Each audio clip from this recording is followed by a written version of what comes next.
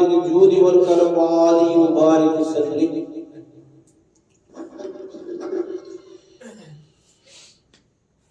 اعوذ باللہ من الشیطان الرجیم. بسم اللہ الرحمن الرحیم. الحمدللہ ہم نے اللہ کا ذکر کیا. اس ذکر کی تھوڑی سی برکتیں بیان کرتے ہیں کہ ہر بندہ روحانیت اور کے سفر میں چلنا چاہتا ہے. وہ ہر جگہ پہ جاتا ہے, ہر بزرگ کے پاس جاتا ہے کہ یار میں نے یہ سفر شروع کرنا ہے روحانیت کا. یہ سفر کس طرح شروع ہوگا؟ یہ جو روحانیت کا سفر ہے یہ انسان کے اندر سے ہی شروع ہوتا ہے. سب سے پہلے وہ اپنے آپ کو جانے گا, اپنے آپ کو جانے گا, پھر اس کے بعد اللہ تک پہنچنے کا اس کو راستہ ملے گا.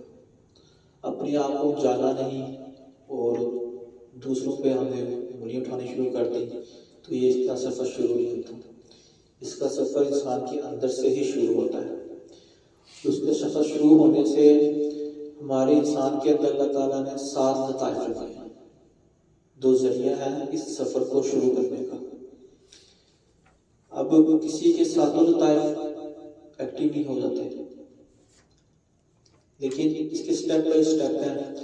2 ذکر شروع کرتا ہے لطائف کے ساتھ, ایک لطائف پر ذکر کرتا ہے, پھر جیسے جیسے ترقی ہوتی جاتی ہے اس کو مشاہدے ہونے شروع ہو جاتے ہیں. انسان کے جو 7 لطائف ہیں, جو وہ مقام ہے جن پر وہ ذکر کرتا ہے, جس طرح لا الہ الا اللہ کی ضرب لگاتے ہیں, اللہ کی ضرب لگاتے ہیں, ان مقام کے اوپر اللہ تک کی ذکر کی ضرب لگائی جاتی ہے. جس طرح انسان اس کے اوپر اپنی استقامت حاصل کر لیتا ہے تو جیسے جیسے اس کی ذکر کی تعداد زیادہ ہو جاتی ہے, ذکر وہ صحیح طریقے کرتا ہے تو یہ لطائف جانا شروع ہو جاتے ہیں. پھر اسی مقام کے ذریعے ہی وہ اپنے سفر کا آغاز شروع کرتا ہے. انسان کے 2 لطائف اس میں قلب ہے, دل آپ کا, پھر سر ہے, خفی, اخفا, نفس, یہ سب انسان کے 2 لطائف اس کے اندر. اس ہر مقام کا اپنا اپنا ذکر ہے, اپنی اپنی جگہ ہے. قلب ہمارا بائیں سائڈ پہ ہے, روح بھی اس کا لطائف کا ایک لطائف ہے, لطیفہ ہے, وہ ہماری بائیں سائڈ دائیں سائڈ پہ ہے. اسی طرح خفی ہے, پھر اخفا ہے, پھر نفس ہے. ان سب کے ذکر الگ الگ ذکر ہے. اور جو ہم لا الہ الا اللہ کا ذکر کرتے ہیں, ہمیں نفس سے اٹھا کے, اب کچھ بزرگ نفس کو نفس جسے کہتے ہیں, کچھ کہتے ہیں یہ آپ کا تو پیشانی یہ نفس کا مقام ہے. یہ بزرگوں میں ہے, کچھ نیچے کو شروع کرتے ہیں, وہ ابتدا شروع کرتے ہیں, ہے نفس کا مقام دونوں سے ہی ہے. تو نفس میں اٹھا کے دائیں سے لا کے ہم بائیں سے سری کے قلب پہ ضرب لگاتے ہیں اس کی, یہ بھی ایک ذکر ہے. پھر روح کا ذکر ہے. جس طرح ہر ایک کی اپنی اپنی ایک مقام ہے, اپنے اپنے فاصلے ہیں, اپنا سفر ہے سب کے اندر. جس طرح کان کا کام صرف سننا ہے, کان بول نہیں سکتے. زبان منہ کا کام بولنا ہے, سننا نہیں ہے اس کا کام. اس طرح ہمارے ناک ہے, ناک کا کام سونگنا ہے. اس طرح یہ 5 خمسے حواس ہیں. اسی طرح ذکر کی لطائف کی مقام ہے. تو اس کے اوپر ذکر کریں گے, جس طرح ہم ذکر کرتے جائیں گے ان کے اوپر تو آہستہ آہستہ یہ مقام کھلتے جائیں گے ہمارے اوپر. جس کو کہتے ہیں لطیفہ جاگ گیا, یہ مقام بھی ہمارے جاگ جاتے ہیں. اسی میں ہی مشاہدہ ہوتا ہے. پھر انسان ایک وقت ایسا آ جاتا ہے کہ انسان اپنا آپ کو بھول جاتا ہے. وہ ذکر میں اتنا مست ہو جاتا ہے کہ اس کو پتہ ہی نہیں رہتا کتنا ٹائم میں ذکر لگا دیا.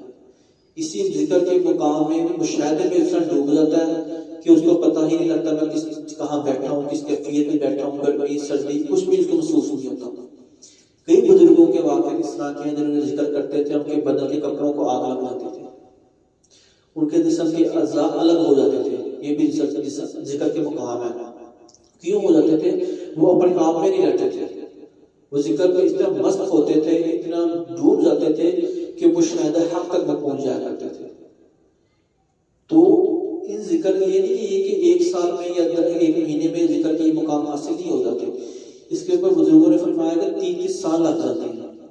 ہم لوگ چاہتے ہیں کہ ہم نے 1 دن 2 دن 3 دن ذکر کیا ہے اور ہم لوگ مشاہدے ہونا شروع ہو جائے, ہمارے سامنے کرامات آنا ظاہر ہونا شروع ہو جائے ہم سے.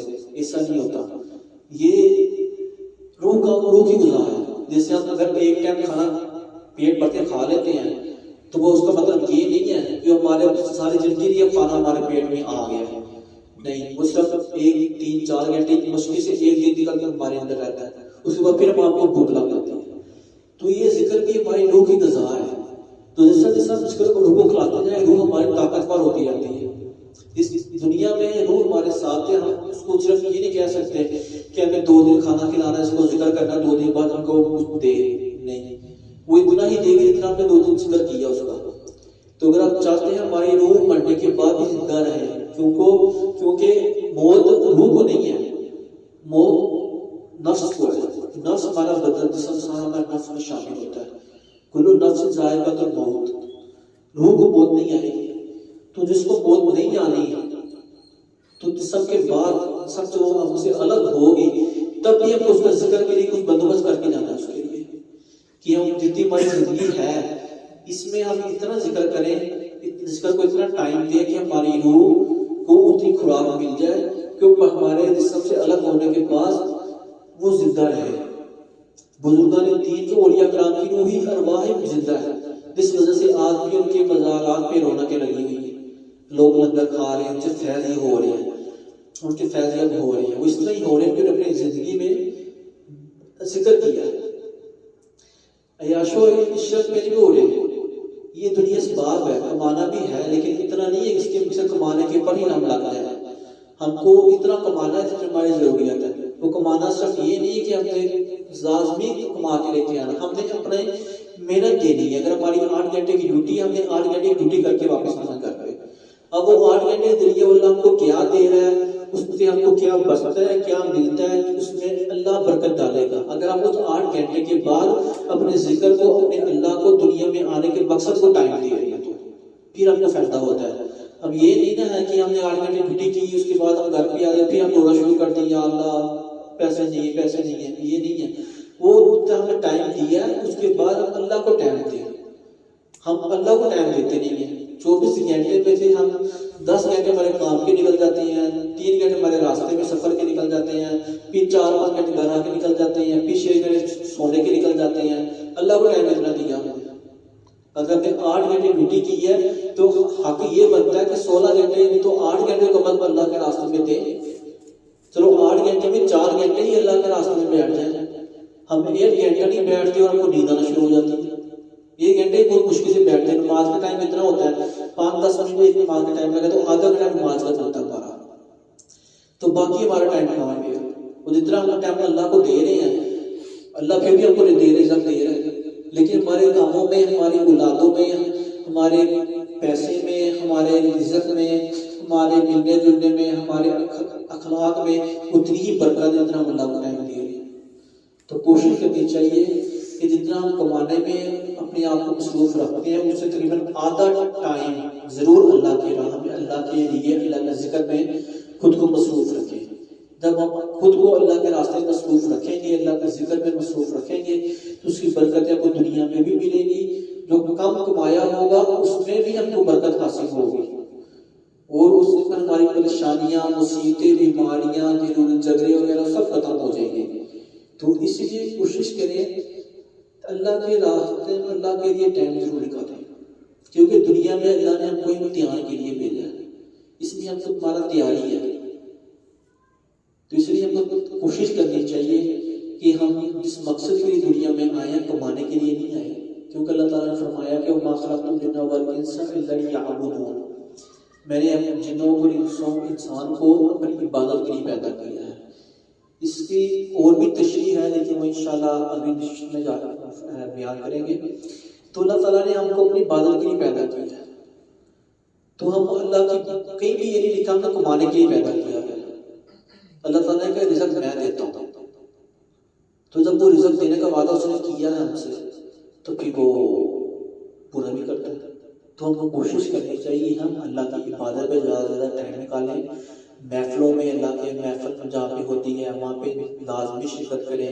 اس لیے ہم نے ماہانہ محفل ہماری مہینے میں 1 دفعہ یہ محفل ہوتی ہے، کوشش کر کے لازمی اس میں شرکت کریں، اور جہاں اللہ کی محفل ہوتی ہے وہاں کریں۔ روز اپنے وقت میں سے رات کو سونے سے پہلے 1 گھنٹہ 2 گھنٹہ اللہ کا ذکر کو دیں، اپنے قلب میں ذکر کریں۔ جب وہ ذکر کرنا شروع ہو جائیں گے ہمارے ہمارے یہ مقام ہے اس لیے جاگیں گے، اس میں پھر ہم مشاہدے ہوں گے، پھر تو صحیح راستہ ہے وہاں پہنچنے کا، وہ راستہ ہم کو مل جائے گا۔ اللہ ہم کو، مجھے بھی اور آپ سب کو بھی، اور سننے والا کو جو دیکھ رہے ہیں ہم سب کو اس پر عمل کرنے کی توفیق عطا فرمائے، آمین۔ اب شجرہ شریف پڑھیں گے۔